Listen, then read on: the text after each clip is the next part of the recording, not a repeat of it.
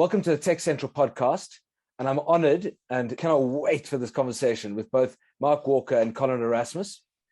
Colin is the Modern Workplace and Security Business Group Lead at Microsoft South Africa, and Mark is the Associate Vice President of Sub-Saharan Africa at IDC.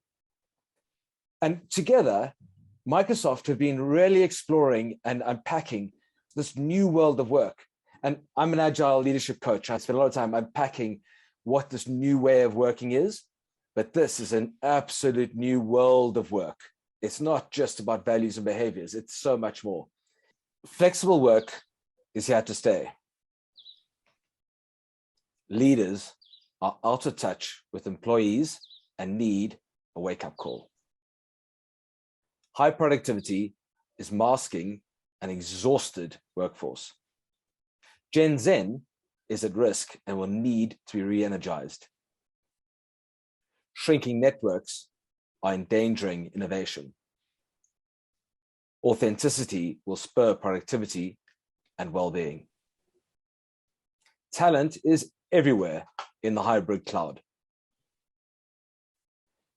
Those are just some of the statistics or messages given to us by the Work Trends Index. I'm James Erasmus. I'm today's moderator for TechCentral, and I really look forward to today's conversation. What I really wanted to highlight before we kick off, and it's all about Colin and Mark, not about me, but so that you know as listeners, we're going to be talking about the highlights of the evolving hybrid work concepts and how to engage in a discussion around that hybrid world of work and some of those complexities. We're going to talk differently about what's been spoken about this topic before. I think we've all had a whole year of online and virtual meetings. Today's conversation isn't about that. We're also going to bring some awareness and some aspects that leadership really need to consider just to ensure full inclusivity and the experiences of their own workforce in anticipation of the world to come. And really importantly, how Microsoft as a technology enables all of the above. So without further ado, I'd really like to introduce you to both Colin Erasmus and Mark Walker. Colin, can I ask you to kick off, please?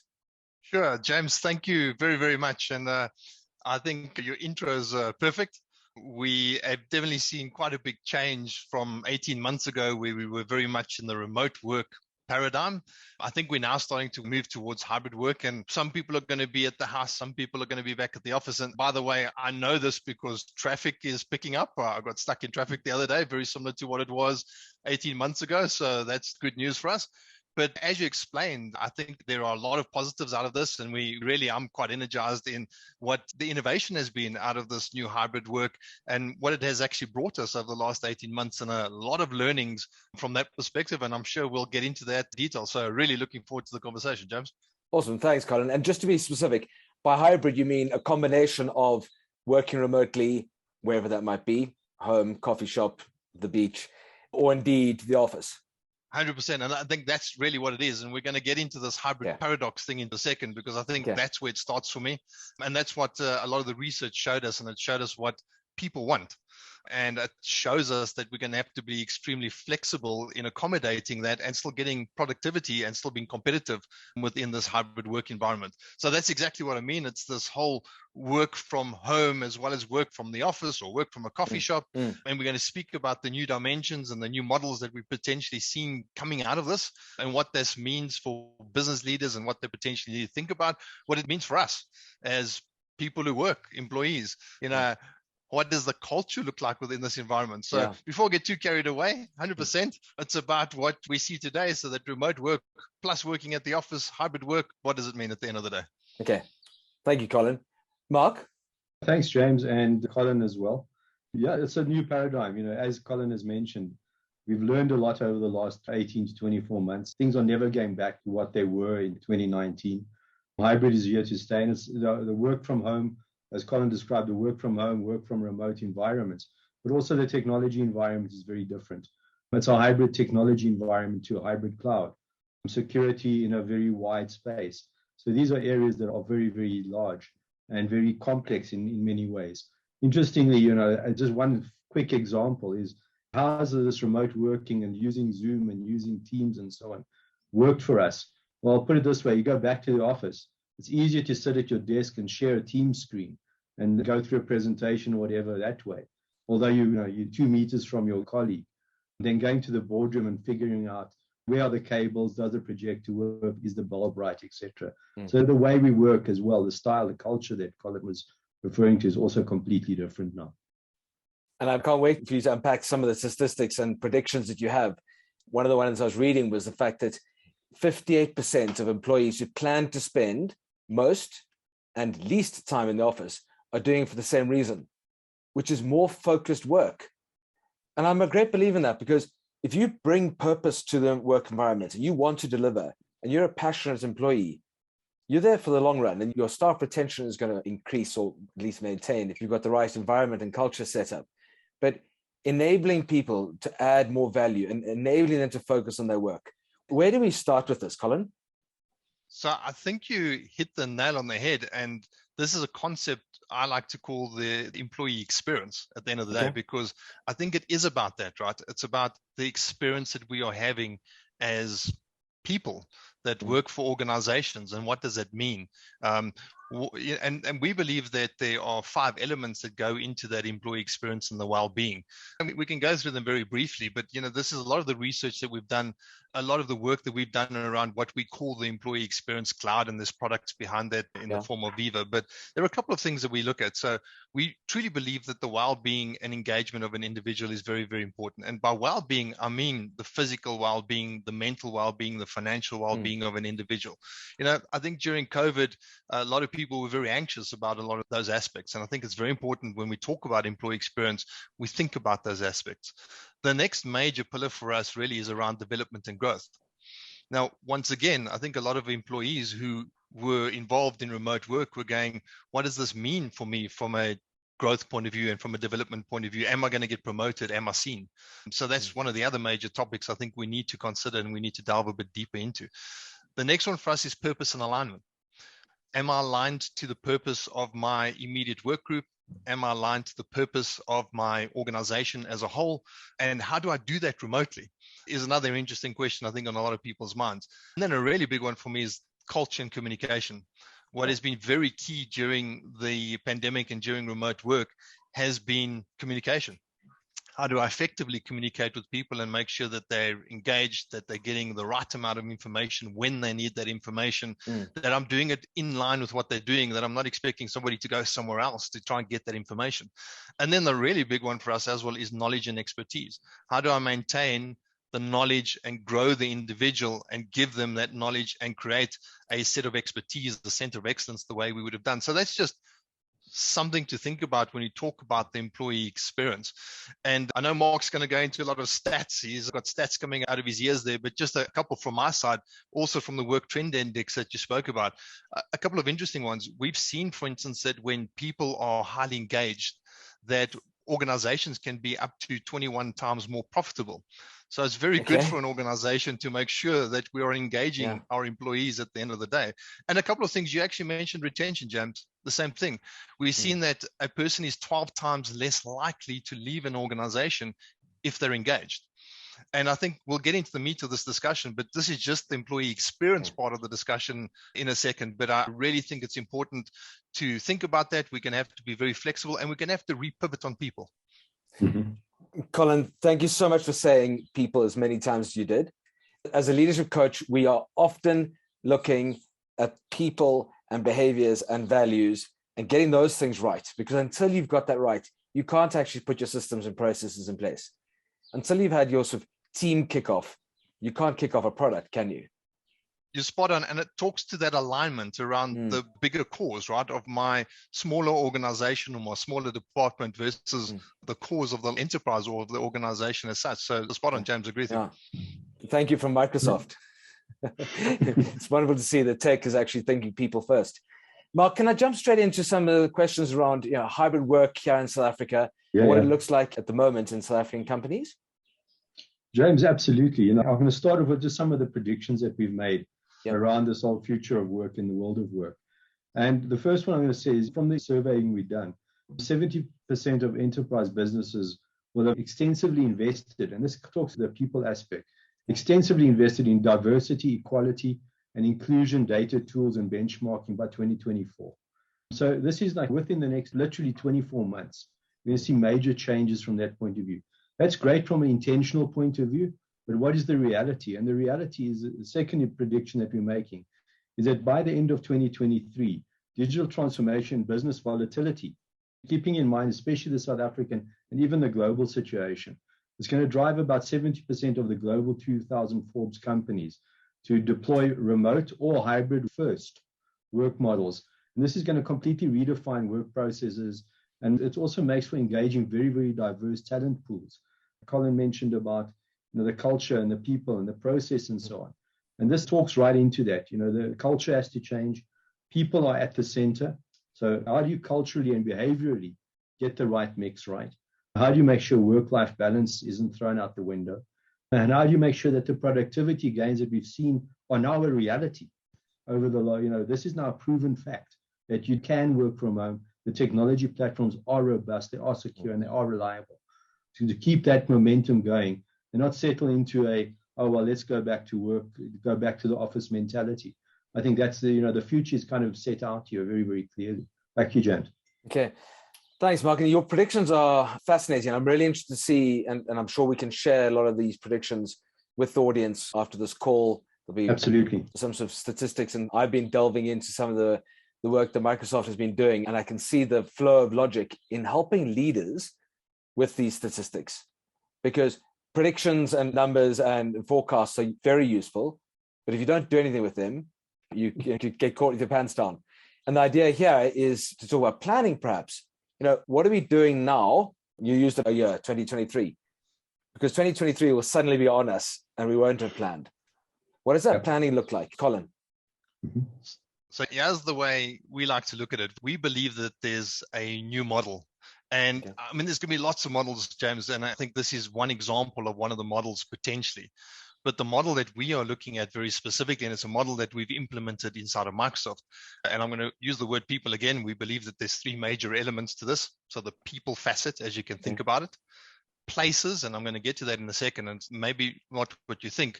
We need to reimagine the places and the places inside our office as well. And that is absolutely critical, because think about this for a second. We want to make sure that under hybrid work, so in other words, where somebody is sitting at home, where somebody is sitting in a meeting room now at the office, we want to make sure that everybody can collaborate seamlessly and that everybody has a voice. And we need to start preparing our places, our boardrooms, to enable this to happen. And technology is going to play a very, very key role there.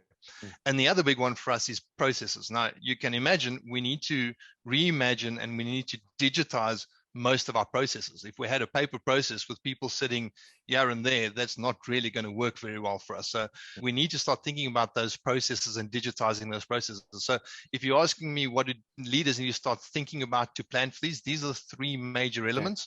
So it's people, places, processes. People, correct. Places, processes. Thank you. Now, I want to go into people in a little bit more detail for a second, because I believe under the model as well, and I really think that extreme flexibility, and I use the word extreme, is going to be key to this. Because I think as organizations, we need to be flexible. As managers of people, employees, we're going to have to be flexible and understand and open our ears and listen. And if you take a look at people for a second, there are three things that we believe are dimensions that are going to affect people within this new paradigm. The first one is the workplace. And everyone's going to have a workplace. Now, that workplace may differ, right? That workplace may be a desk at the office. It may be a coffee shop. It may be your home. We need to be flexible because those places are going to be flexible, influencing the person. The next one, or the next input into a person, really is location. Now, this is also going to drastically change, and we've seen this. We spoke about semi-migration. We've seen it in the media. People no longer need to work in Johannesburg. They may be previously worked here. They may want to go to Clarence or may go out of the country. It's going to be flexible, right? There are some jobs that mostly won't be flexible, but for the large portion, we've actually seen it works in some instances. And the other thing we're going to have to be flexible about are working hours. And the reason why that is important, and James, you mentioned that work index, and that work index is very important. Now, there's something that came out of that, and that's where this whole understanding of hybrid paradox came from. When we asked people what they wanted, 73% of the people said, you know what, don't take my flexibility away from me. So even when I go back to work, I still want that flexibility. I want the flexibility to have breakfast with my children, to be able to go and pick them up. That's critically important. But on the other hand, almost the same amount of people, 67% of the people actually said, I miss the collaboration. I miss the in-person conversations. I miss the coffee conversations, the water cooler conversations, just that ad hoc connection. And that's what we're calling this hybrid paradox, right? People want the flexibility, but they also want to be with people and integrate. And that's where we need to think about it. That's why we need to prepare our places a bit differently, that people can have that collaboration point. So quite a long answer to your question, but I do believe that this is one of the models that we are looking at. It's a model that Microsoft has adopted, that people, places, and processes, with that extreme flexibility and a lot of inputs into the person at the end of the day. Okay, thank you. So I'm hearing you talk about work site, geography, and the other notes I made here was timing. So the time of day one wants to work. And I know we've all got lots of stories, and I've been working remotely for many years, sometimes effectively, sometimes not. I gather that different cultures, different organizations, different leaders react very differently to the need of the people. One thing I read this morning was that, I think it was in Turkey, the stat said that 90% of the respondents to a survey in Turkey said that they are 60% less productive in the office. Now, all of these things are measurable. And I've got another example of a friend of mine who's got a team of draftspeople. And they came back to the office and said, we finished all of our work within 3 to 4 days. Can we take Fridays off? And then immediately the leadership said, no, you can come back to the office and work 5 full days and be, arguably 20, 25% more productive. That's not what we're talking about here. We're talking about people's productivity and actually enabling them to get into states of flow, aren't we? We're talking about the endpoint, right?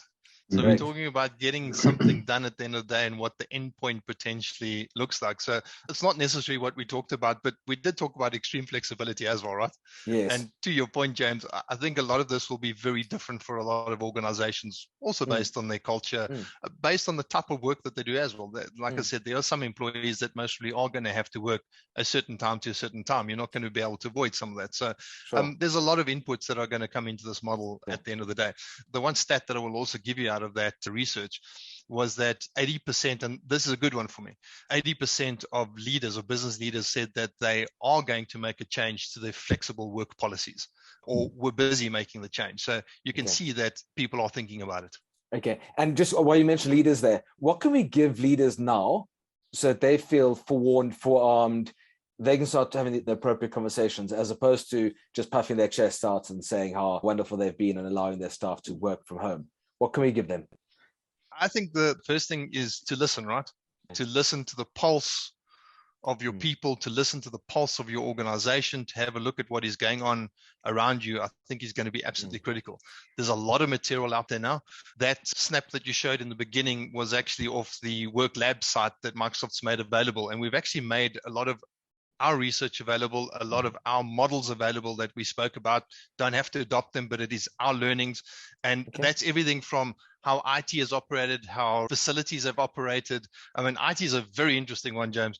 Like, think about this for a second. So I'm now in a hybrid work environment. And by the way, I have the situation where I have colleagues that have joined Microsoft in the last 18 months that I've never met. IT, think about, how did IT get the PC to them? And we have technology, for instance, that allows us to do that now. We have technology that allows me to take a device directly from the distributor, from the retailer, wherever you get your device from, ship it directly to your employee. They have to connect it to the internet. And once they open it up, everything gets provisioned for them without IT having to touch that machine. Why not? So we have. I've always wondered this. Exactly. Why is the signing on process, the onboarding, so cumbersome? And on that note, I also read that Microsoft has onboarded 25,000 people over this last period. That's phenomenal. And that's the case in point, right? It's doable. We have technologies that allow us to do that, and 9 times out of 10 are more secure. And what we now do, as an example, and we also need to think about hardware. So think about hardware for a second. I mean, I use Windows Hello on my PC, so it's a passwordless way of authenticating using biometrics, facial recognition, my finger, whatever it may be. But that is also cut down hugely on things like calls to the IT department, cost saving, time saving from IT department. So like I said in the beginning, technology can play a massive role here with its employee experience and allowing people and managers to see whether your employee is at burnout point based on how they're working, as an example, all the way down to how I manage a PC at the end of the day and how I get that in the hands securely of people at home. Colin, I'm laughing inside because I actually can clearly remember, I can see myself standing in a queue with my laptop under my arm, waiting for the service technician to be able to assist me with something I've been locked out of. Those days are gone. Yeah. Those days are gone. I think if I can just jump in quickly, please, from an IDC perspective, there's three aspects as well that we look at. And, the one is looking at the space. And there it's about making sure that we provide a connected and a very secure work environment, independent of place and time. It doesn't matter. The second part is, looking at the collaboration between humans and technology. Technologies like AI, machine learning, and so on. These are all part of this bigger picture. So it's not just looking at point solutions here, point view. It's got to tie in everything and provide that platform. And the final one is, basically getting everybody skilled up to and aligned on these new digital skill sets. And I think that can be a bit of a challenge in many cases, but it's easy to learn. I mean, 24 months ago, none of us really knew about Zoom very well. There was a few people that knew about it. Now it's part of our lives. And I think those three angles are very, very key. The whole asynchronous working environment. I'll have a colleague in Japan. He finishes his work. I start mine. I hand it over to a colleague in the US, and it just flows around the world until it's done. And I think that it requires a lot of discipline. I think these are some of the behavioral traits that we have to start, brushing up on. I think that, because you sent the email doesn't mean the job is that your responsibility is over. And I think that it's that follow through from a leadership point of view that's also required. I think work needs to flow through the system. That's what you're saying. And allow technology to enable you, but also enable the people to trust and embrace those solutions, because ultimately it adds the value to what they're trying to achieve. Yeah. Fascinating. A lot of those principles, you look at Kanban, for instance. Kanban is a pull system where you pull a piece of work because it's available and ready for you to work on. Why do we limit it so often to a group of people that go to bed for arguably 12 hours of that day? Let's hand it over. Let's keep rolling it around the globe. Speed up that process.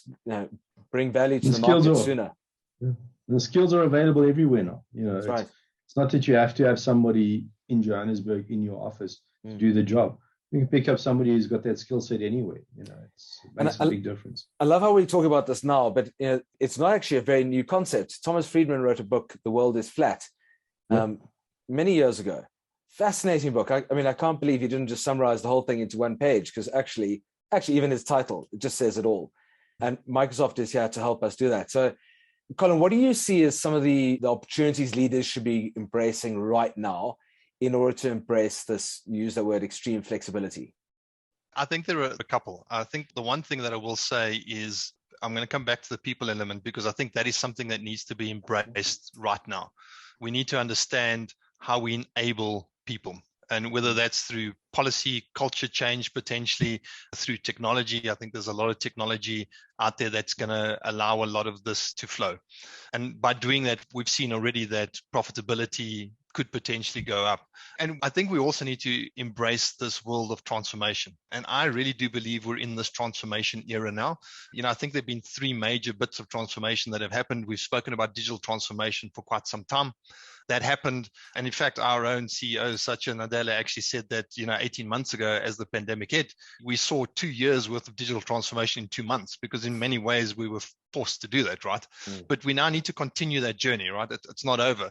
Cloud transformation helped us. It helped us actually do a lot of that digital transformation. And James, if you think about why digital transformation happened, it happened because of competition. People were digitally transforming so that they could compete effectively. And if they didn't, they were left behind. And the cloud helped us do that. Now, the other one, and this one I would say we need to invest in now and think about now, is security. I believe we really are in a security transformation era as well, because of what has happened. Our landscape is completely different. James, think about, and I won't give away my age here for a second, but think about 8-10 years ago, we were contained, right? We knew where our business networks were. We knew what our parameters were. Man, we now have bots Like, is a bot, for instance, an employee? It's interesting. We have NFC, near-field communication devices doing payments, et cetera, et cetera. So our landscape has changed, and thus our security landscape has changed. And the way we think about security, we now talk about zero trust. I don't know if we'll get too much into that, but we need to change the way we look at security. So I think business leaders should be looking at that. I think a lot of them have looked at that already. So I would say the people element, the cultural element in a big way, technology that can help preparing those places, make sure that we get ahead of that. And then security at the end of the day, I think is absolutely key to have a look at. And I suppose that's part of the technology. And also, I mean, we spoke about it from Mark's point of view, culture within the organization. So security culture, the productivity, I think these are all very key to have a look at and what you can start grappling with already and getting your hands around. Okay. So for those listening, I think a lot of what I'm hearing Mark say is trust the tools available to you, trust the systems that can be put in place, trust the fact that there is security. And I slightly contradict you because you just mentioned zero-based trust. But once that trust is in place and you are confident that you've got what you need as IT or business leadership, you can then afford and allow for that extreme flexibility because you will be comfortable in allowing your staff to deliver in the way in which they deliver best. So, Colin, where would I start? My business is growing quite quickly. I realize I need to embrace this new way of working, and I need that reassurance. I need some sort of assessment to see if my systems are secure.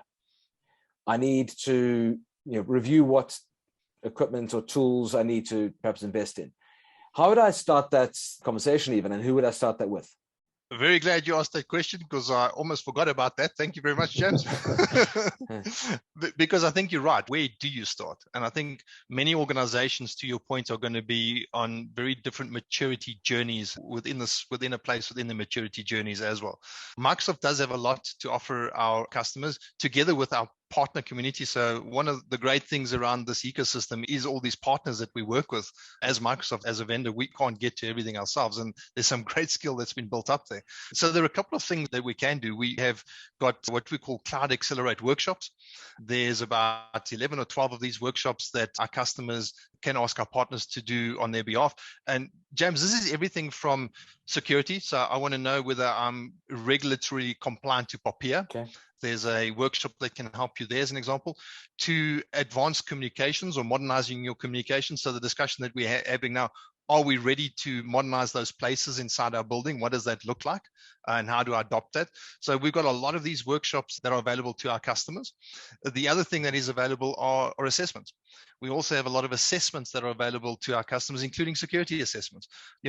Is my security ready for this hybrid work? Do I potentially have holes that I need to address? We also have assessments on hardware.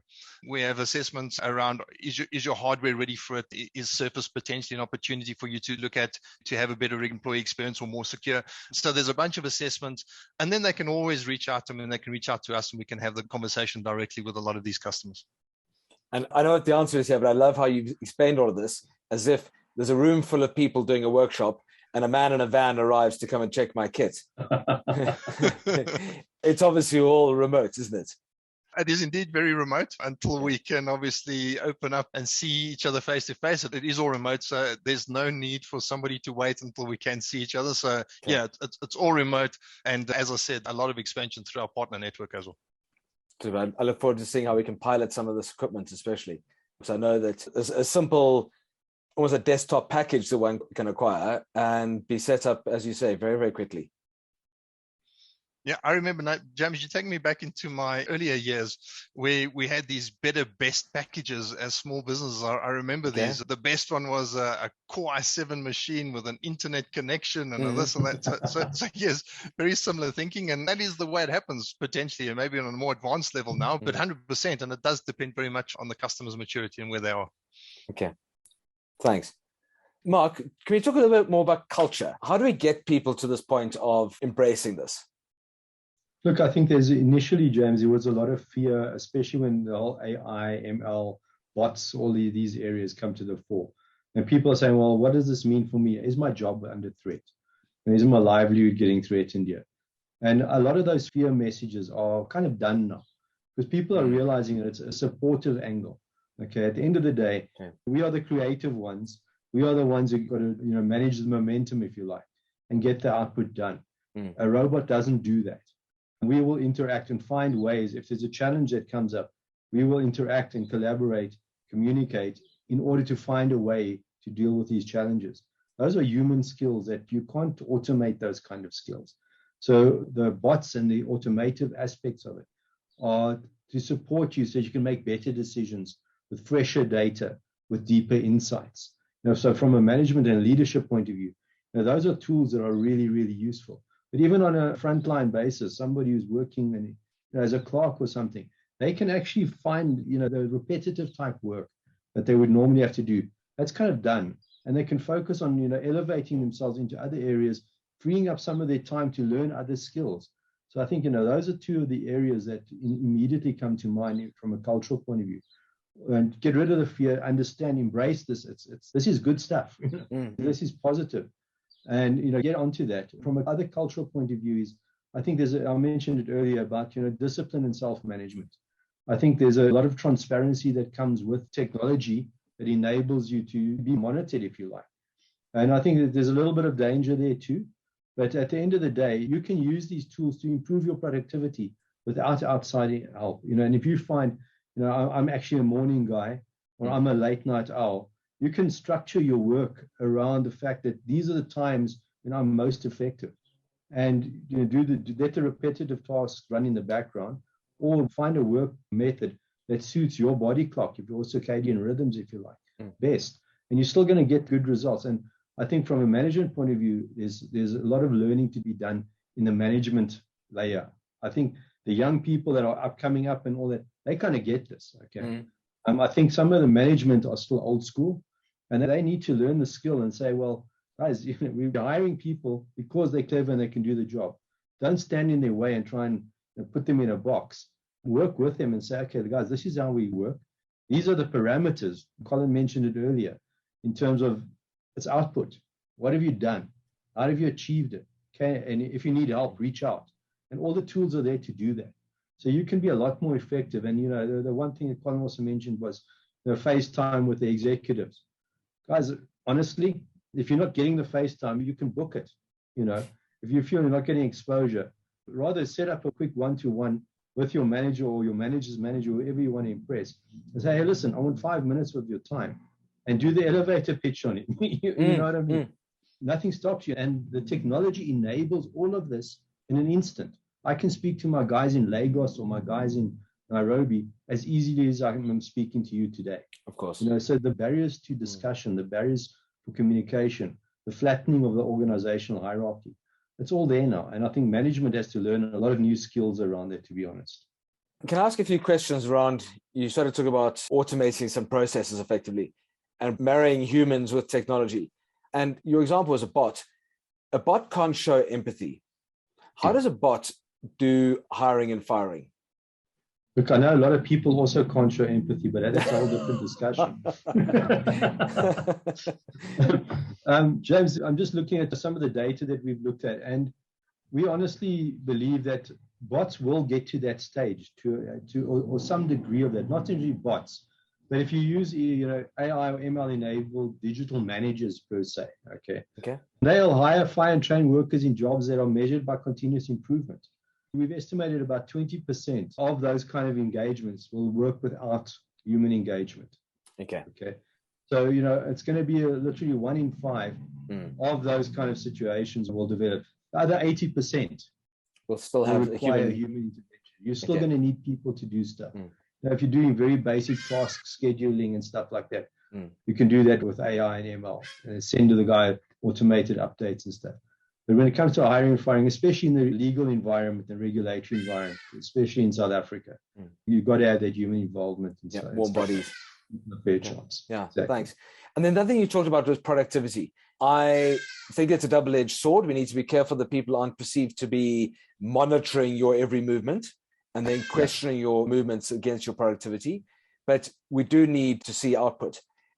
Are there tools that manage that output? Or, of course, there are tools that manage the output. But what I'm really asking is, how do we find that balance between looking over people's shoulders and actually seeing what they've added during the course of their work day? There's a very fine line between surveillance and assistance. Okay. Yeah. And I think you need to keep these things in mind as a manager.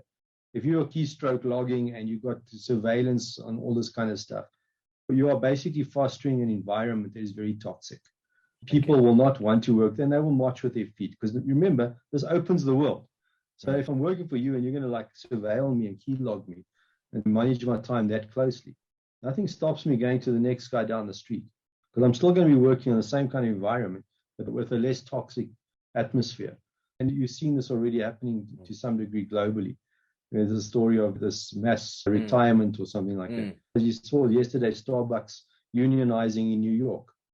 Okay, so power is going to be balanced. Okay, and management has to figure out how do you do that balance and how does it work for both parties. If you don't get that right, you got a problem. Colin, I think you wanted to add to that. Yeah, I think, Mark, it comes back to the enabling people to work where they are, how they want to work, and how to get the most out of individuals at the end of the day. So, James, there's quite a bit of technology around. I mean, the Microsoft Employee Experience Cloud is something we've spoken about quite a bit, but that is underpinned by a technology called Viva. Now, just as an example, one of those modules is something called Viva Insights. And the intent of that module is not the monitoring that Mark refers to.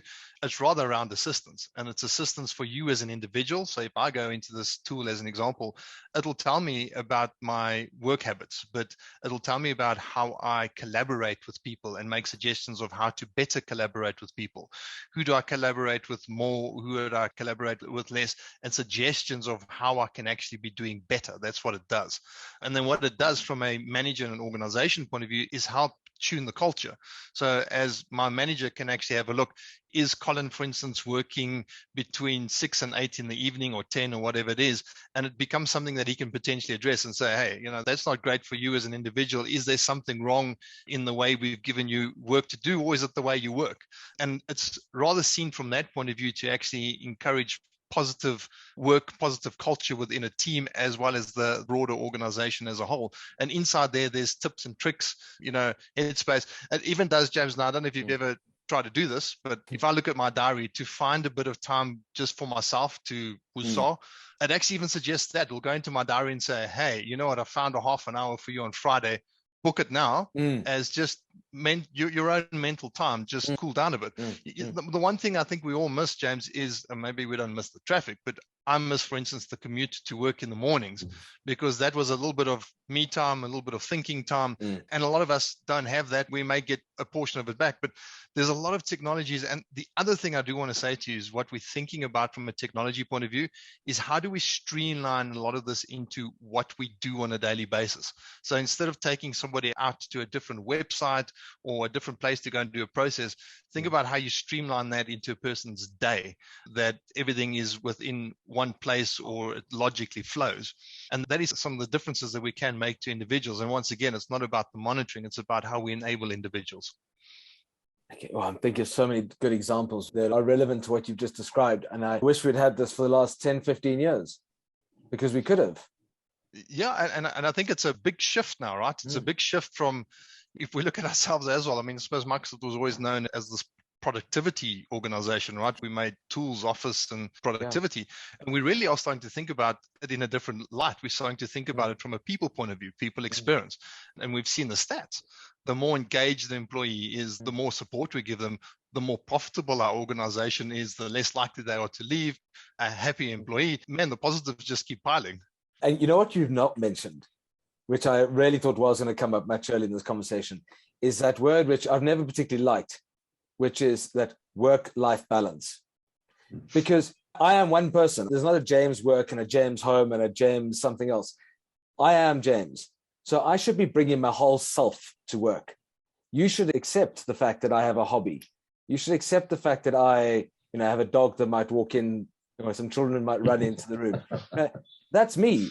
If I'm adding value and I haven't spent 45 minutes sitting in a car driving to work and then 15 minutes around the water cooler, followed by a quick cigarette break outside. I love the fact that the whole person can come to work. You're spot on. And I must say, my HR manager will most probably not be very happy with me that I didn't mention work-life balance, because it's something that we work very hard at Microsoft. But to your point... my point is, do you call it work-life balance, or do you have another name for it? Because I think Microsoft's really good at positioning what you're trying to achieve. We actually call it work-life balance. Maybe we've made it WLB because I know we like acronyms. I'm not too sure. I need to go and check. But I think, James, to your point, it's about me as an individual. Yeah. What I bring. As long as, and Mark mentioned this, as long as I have a culture inside the organization that's going to support that, right? Because I think that's very important.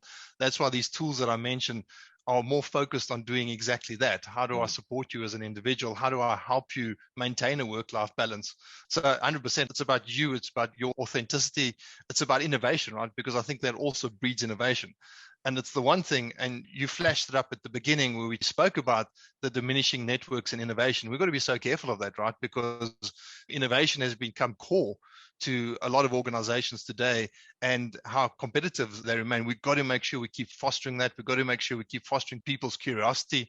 I love that. We are pushed to be curious on a daily basis. Go and read, go and scratch, go and find new things. So 100%, man. I think we're aligned on this one. It's about the person at the end of the day and how do we foster that individual. Yeah. And I'm just reading a stat here on my other screen. It's from one of your web pages, which we'll share with the listeners, which talks about the key learnings from companies that are strong in innovation. And it refers to the fact that, just because we're human, 72% of respondents are okay with making a mistake from innovative companies versus 50% of those of non-innovative companies who are, wouldn't dare make a mistake because of the retribution. 100%. And I think what is important in that element, and we're encouraged to take chances, but we're encouraged to take chances, fail fast and learn from it, and then move on. And I think that is the whole innovation aspect as well. So spot on. It goes to culture as well. I know there's certain cultures where if you're a businessman and you're looking for investment and you haven't, trashed one or two companies before, and you haven't got that, those scars, if you like, the guys won't even listen to you because they want to see that you've actually got skin in the game. You've been through the hard miles. So I think that, it's again, that whole cultural angle to it as well. Yeah, good point. And I think of all the conversations we've had today, and it's been fascinating, but a lot of it starts with people, cultures, values. It doesn't start with what tools do we implement. It's a much bigger discussion. Okay. Yeah, spot on. Yeah. I think the tools, James, enable a lot of this at the end of the day. I don't think you can do it without the technology, but it's an enabler, right? Absolutely. I'm just looking through my notes here. Is there anything else we need to engage on or chat about at this stage before we start wrapping up? I think the last one I would like to, without getting too much down into detail again, just as a reminder, because I think the one thing that is critical, I think this is very positive. I think we are seeing this being adopted. I think we are seeing that extreme flexibility. I think that is critical. The one thing I would just tell people, please be careful around the culture, around security specifically. I think that is very, very important. A lot of us rushed to go into this remote work mode and now the hybrid work. We shouldn't forget about the security elements. I think that is absolutely critical as we move forward into the hybrid work. Absolutely critical to think about it and then continue that transformation. I think we need to keep innovating. We need to keep transforming as we go and keep listening to our people. So just that last bit from my side, James. Okay. Thanks, Colin. No, I definitely echo that. I think start with people. Colin used a great word just now. They're saying about enablers. Technology is an enablement platform. It allows you to do much more than you think you can. And I think that's something that we really need to embrace. With the hybrid is here, it's here to stay. We're not going back. And it's use the tools and make the difference. It's I don't think we've had this kind of freedom in our work life since the Industrial Revolution. No. So we're really moving well ahead into. I think this is the new paradigm. This is the way it's going to be in future. Yeah.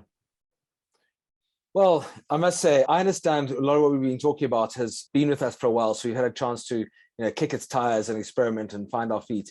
And I think we've made some huge strides as business, especially in South Africa, embracing this shift to the hybrid workplace. We've definitely still got some way to go.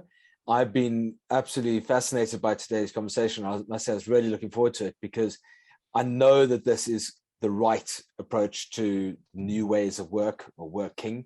And I think that every leader who's privy to these conversations and should listen to this and should share it with their leaders. And you mentioned management as well. It isn't just senior leaders that need to be considering this, and it isn't just management. It's everybody who should hear it and understand how they're able to engage better and deliver that work for their organizations and bring their own skills in as purposeful a way as possible, using whatever, as you say, people, places, processes, understanding the work site, the geography, and the time of day someone wants to do their work, is actually, it's empowering them, it's enabling them, it's creating that space for personal development, it's creating a space for well-being, all of which are, and especially things like well-being, are often immeasurables. They're immeasurables that aren't necessarily aligned to a KPI, and yet leadership are being asked, how's your team? Have you asked them? Have you sat down and asked them what their needs are? No, I haven't, because I haven't really seen them. I was really hoping to catch them back at the office. Embrace this.